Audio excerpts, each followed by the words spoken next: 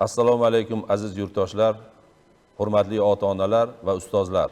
So'nggi yillarda hurmatli prezidentimiz boshchiliklarida hayotimizning barcha jabhalarida keng ko'lamli islohotlar amalga oshirilmoqda.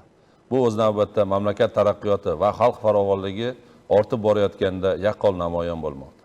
Natijada aholining turmush sharoitlari kundan kunga yaxshilanib, orzular ushalmoqda. Zamonaviy turar joylar, qulay infratuzilma ko'z o'ngimizda tubdan rivojlanmoqda. Solishtirib ko'rsak, 2017-yilda viloyatimizda yengil va yuk avtomobillari soni 75 mingta bo'lgan bo'lsa, bugunga kelib 300 mingga yaqinni tashkil etmoqda. Afsuski, bugun sizlarga murojaat bilan chiqishimning sababi ham ana shu to'qlikka sho'xlikning ayanchli oqibatlari bo'lmoqda. So'nggi 3 yilda farzandlarimizga e'tiborsizlik, loqatlik tufayli voyaga yetmagan o'quvchilar o'rtasida mayda bezorilik, ruxsati bo'lmagan holda avtotransportlarni ijaraga olib, avtohalokat sodir etish holatlari ko'payib bormoqda. Bunda asosan ayrim qo'shtirnoq ichidagi tadbirkorlarni noqonuniy yo'llar bilan daromad topishdek faoliyatini aslo kechirib bo'lmaydi. 2024-yilning 2-oktyabr kuni 2007-yilda tug'ilgan o'quvchi 300 ming so'm evaziga Lacetti rusumli avtomashinani ijaraga olib, uni Namangan shahar Marg'ilon ko'chasida yuqori tezlikda boshqarib borayotib, harakat xavfsizligini ta'minlay olmay, qarama-qarshi tomondan kelayotgan zil rusumli avtotransport bilan to'qnashgan.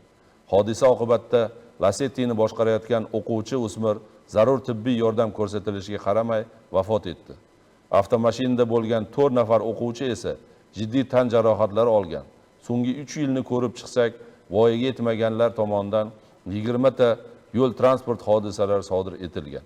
4 nafar voyaga yetmaganlar vafot etgan. 18 nafar esa tan jarohati olgan. Haydovchilik guvohnomasini so'rab surishtirmay, ijaraga berish natijasida yo'llarimizda avariya holatlari yuzaga keltirilib, voyaga yetmaganlarni, ayniqsa o'quvchilarni majruh bo'lib, ayrim hollarda vafot etish kabi achinarli holatlar keng jamoatchilik tomonidan keskin muhokamalarga sabab bo'lmoqda.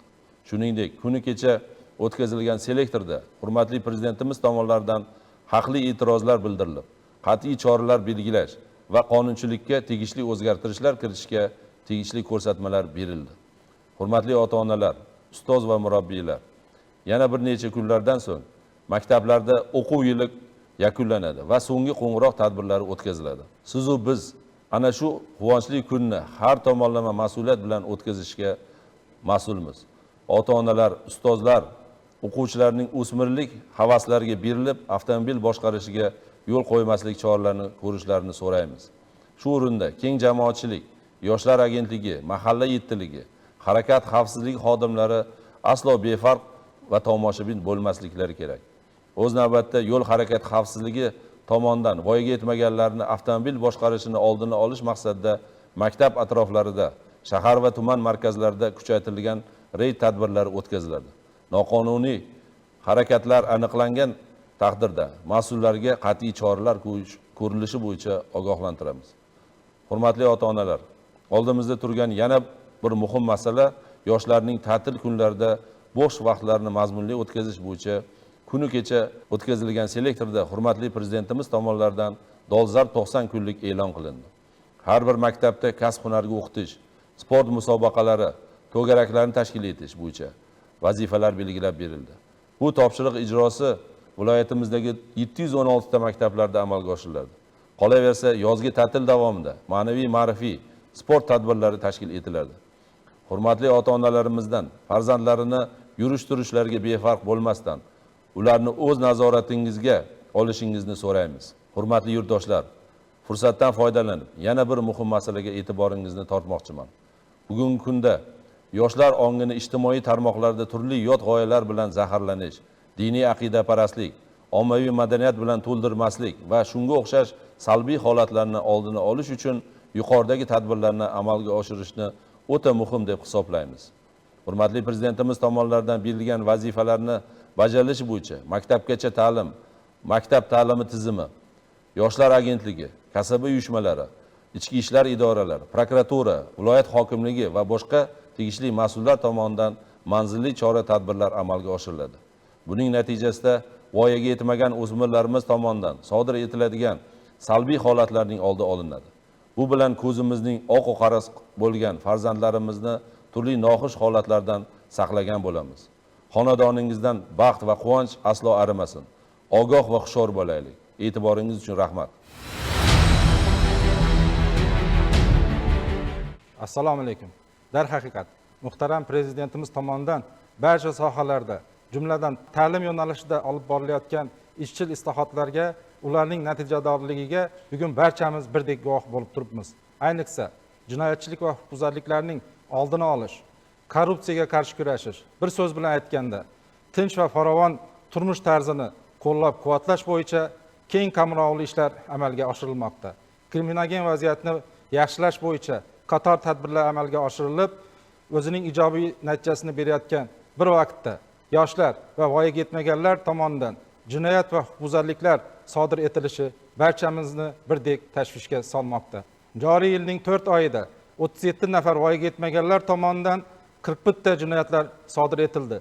Ularning asosiy qismini o'g'rilik, bezorilik, firibgarlik va yo'l transport hodisalari jinoyatlari tashkil etdi. Qayd etilganidek, oxirgi yillarda qariyb 20 ta holatda voyaga yetmaganlar tomonidan yo'l transport vositalarini noqonuniy boshqarib, yo'l ulov hodisalari sodir etilgan.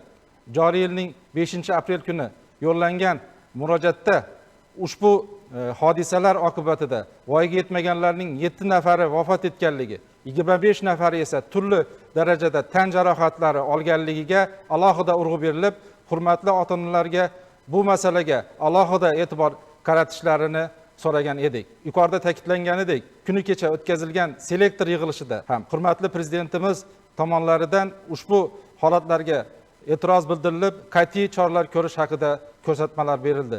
Avtomobillarni ijaraga berish bilan shug'ullanuvchi, takrorlash bo'lsa ham aytaman, Qo'shtirnoq ichidagi tadbirkorlar voyaga yetmaganlarga ma'lum bir haq evaziga noqonuniy daromad ilinjida hech qanday hujjatlarsiz avtomashinani boshqarishga topshirib, ayanchli qismatlariga sabab bo'lmoqda.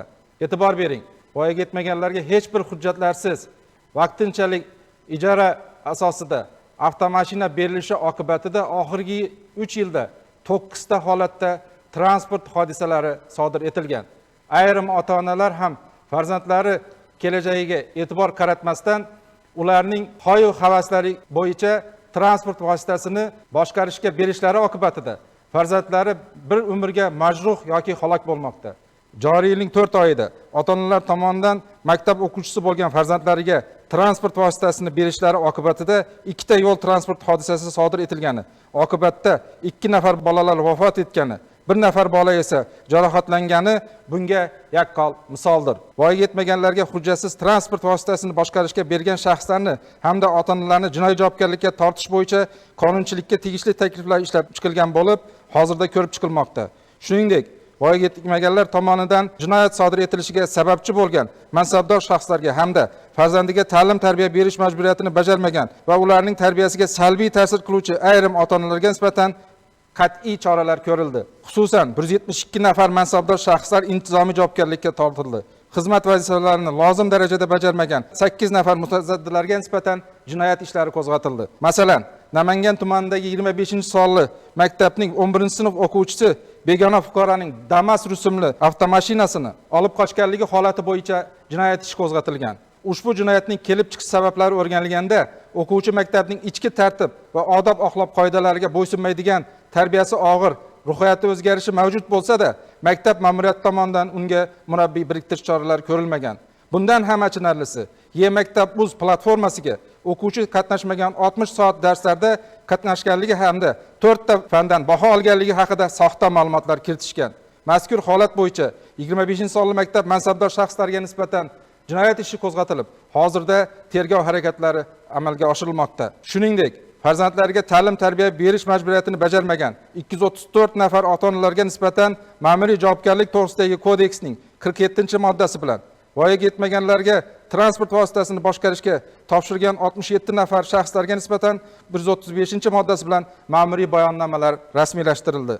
Kelgusida ham prokuratura organlari tomonidan aniqlangan har bir bunday holatlarga nisbatan keskin va qat'iy choralar ko'riladi. Aziz namanganliklar, albatta viloyatimizda bunday salbiy holatlarni oldini olishda, umuman barcha sohalarda qonuniylikni ta'minlashda eng avvalo mahalla ahliga, nuroniylarimizga, turli mehnat jamoalaridagi jonkuyar va vatanparvar insonlarga ularning amaliy yordami va hamkorligiga tayanamiz. Viloyatimizda qonuniylikni mustahkamlash va qonun ustuvorligini ta'minlashning barcha choralarini ko'ramiz. Assalomu alaykum. Hurmatli prezidentimiz rahbarligida o'tkazilgan maktab ta'limiga bag'ishlangan yig'ilishda hozirgi kunda voyaga yetmaganlar tomonidan joylarda sodir etilayotgan jinoyatlar, ayniqsa maktab o'quvchilari tomonidan yo'l ulov hodisalari, transport vositalari bilan bog'liq jinoyatlarga alohida e'tibor qaratilib, Namanganda o'quvchilarga avtomobilni ijaraga berish avj olganligi oqibatida yoshlar tan jarohati olib, majruh bo'lib qolayotganligi, o'lim bilan tugayotgan holatlar ham ko'pligi mazkur masalaga mas'ul bo'lgan rahbarlar tomonidan qonun ustuvorligini ta'minlashda sustkashlikka yo'l qo'yilayotganligi bo'yicha e'tirozlar bildirildi.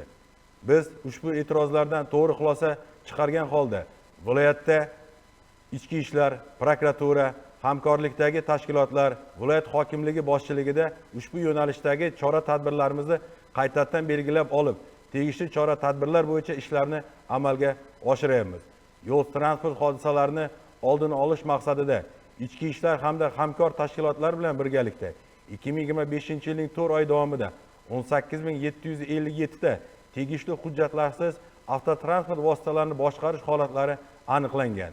Shulardan 4407 tasida avtomashinani boshqarish uchun hujjati bo'lmagan shaxslarga berganlik holatlari bo'yicha qonuniy choralar ko'rilgan.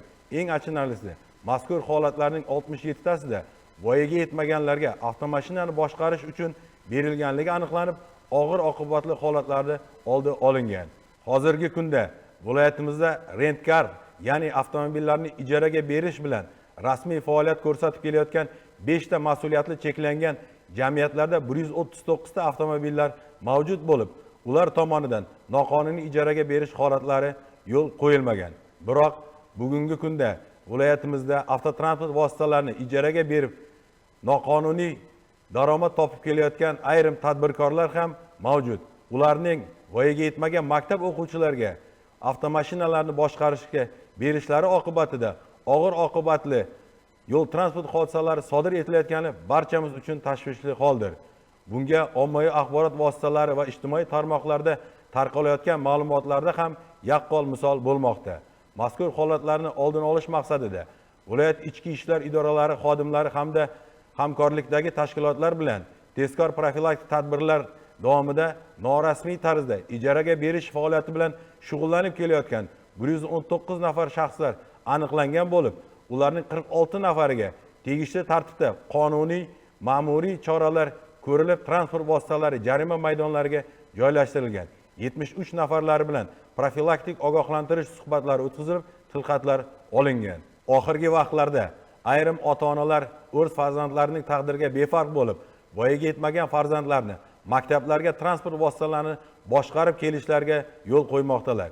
Joriy yilning 10-aprelidan bugungi kunga qadar o'tkazilgan avtoreyd tadbirlar davomida 241 ta holatda o'quvchilar tomonidan tegishli hujjatlarsiz avtotransport vositalarini maktabga boshqarib kelish holatlari aniqlangan.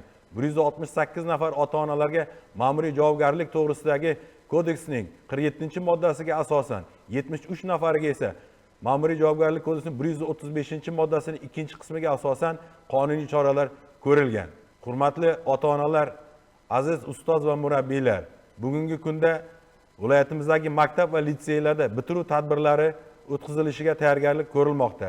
So'nggi qo'ng'iroq tadbirlarini namunali va tartibli o'tkazilishini so'rab qolamiz. O'quvchilarimizning yozgi ta'til kunlarida, bo'sh vaqtlarida mazmunli o'tkazish bo'yicha dolzarb 90 kunlik e'lon qilindi. Qolaversa, yozgi ta'til davomlarida yoshlarimizni maroqli dam olishlarini uchun viloyatimizdagi mavjud oromgoh va dam olish maskanlarida jamoat xavfsizligi, yo'l harakati hamda yong'in xavfsizligi to'liq ta'minlanadi. Hurmatli ota-onalar, o'z farzandlarimizning kelajagiga befarq bo'lmaylik.